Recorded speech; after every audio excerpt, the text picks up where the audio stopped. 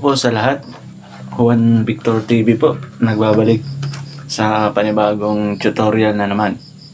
Ang ating tutorial sa araw na ito ay how to install Windows 10 using Bootable OS or Bootable USB. Then, yung ating kailangan para sa tutorial is syempre yung laptop or desktop kung ang available sa inyo is desktop.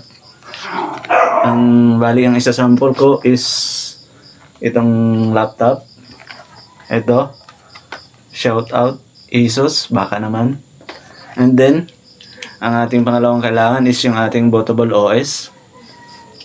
Kung doon pala sa ibang hindi pa alam kung paano gumawa ng Bootable OS sa ating FlashDrive, sa link po sa baba, may tutorial po tayo para doon, how to create Bootable USB or Bootable flash drive.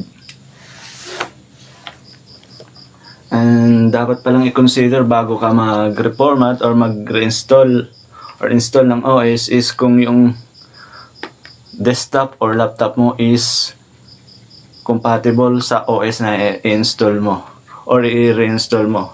Halimbawa, kung old model yung laptop or desktop mo, pwede mong i-search muna yung model kung compatible siya. Halimbawa, kung i-install mo is Windows 10, kung compatible siya sa Windows 10, kasi dapat mong i-consider is yung mga drivers niya, kung compatible siya, kung may driver ba siya para sa Windows 10.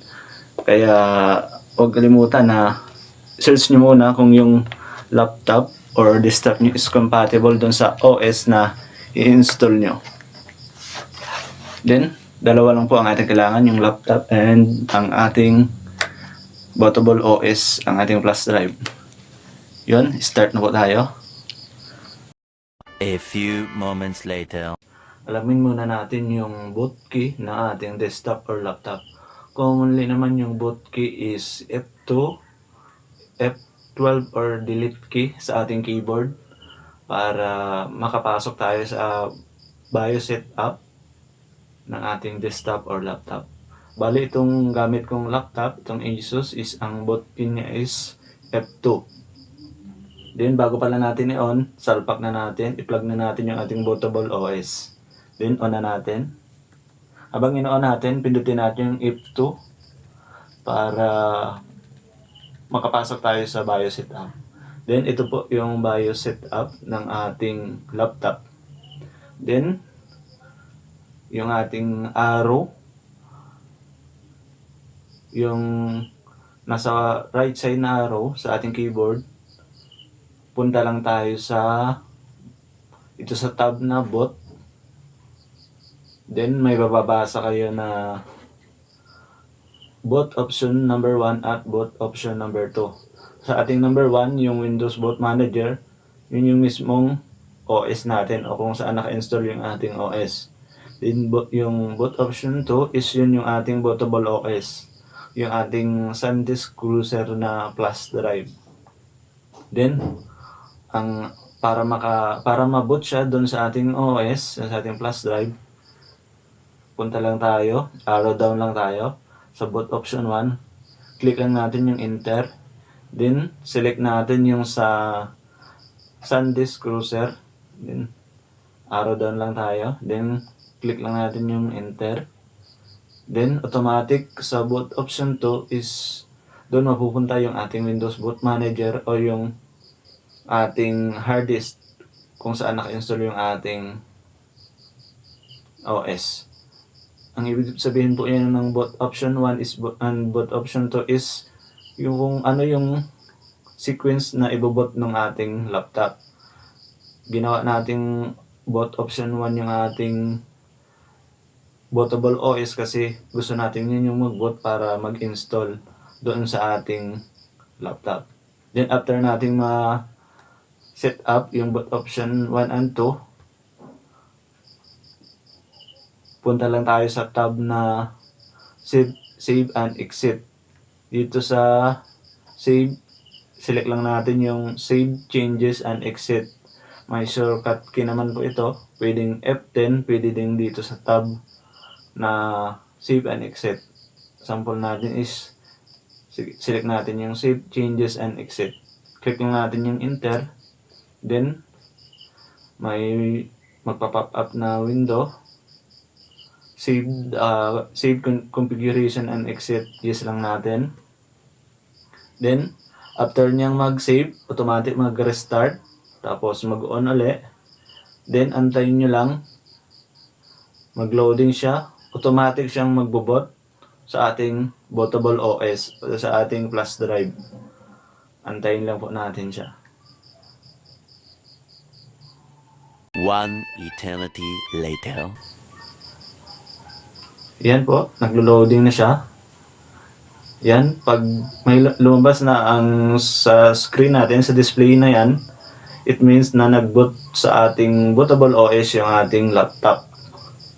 Then, dito sa language, nababasa nyo, language to install. Zoom lang natin ng konti. Hindi mabasa. Dito sa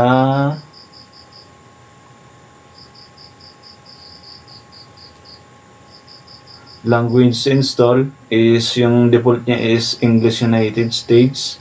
Yung current time. Walang na kayong gagalawin dyan sa pinakaunang lalabas.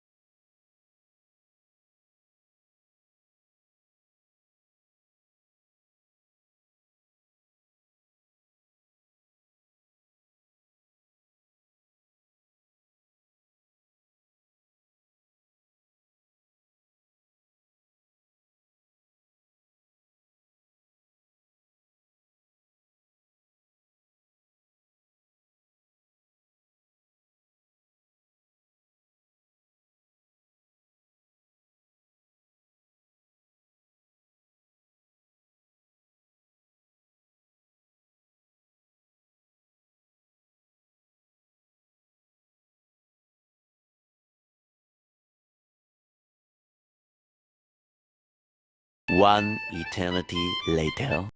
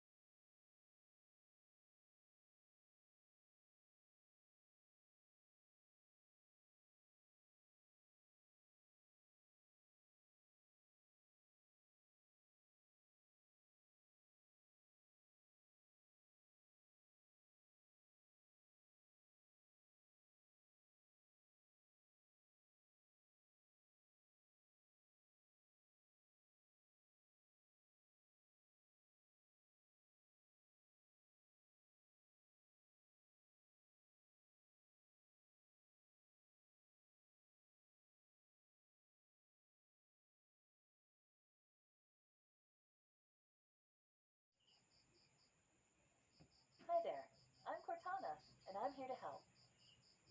A little sign in here, a touch of Wi-Fi there, and we'll have your PC ready for all you plan to do. Use your voice or the keyboard along the way, and if you'd like me to stay quiet, just select the little microphone icon towards the bottom of your screen. If you need an assistive screen reader, press the Windows, Control, and Enter keys at the same time to turn on Narrator. Okay, enough intro. Let's dig in.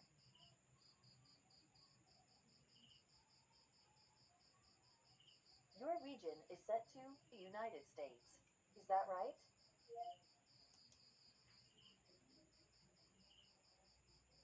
Your keyboard is set to US. Want to stick with that?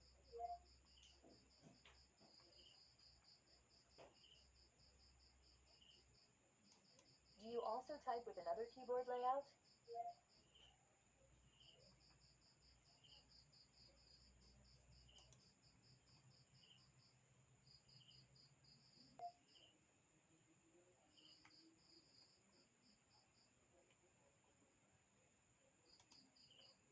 Just so you know, connecting to a network now could save. Type what you want to name your account.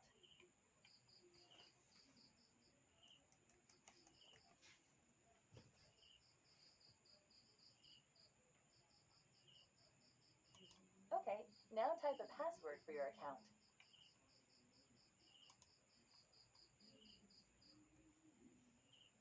Windows can save your spot in apps, files, and websites, so you can keep doing what you were doing, even when you switch devices. Just choose Yes to sync your activities. Hey, look, that's me, Cortana. Can I have permission to use the info I need to do my best work? These are the settings Microsoft recommends. Go ahead and review them, and select Accept when you're ready.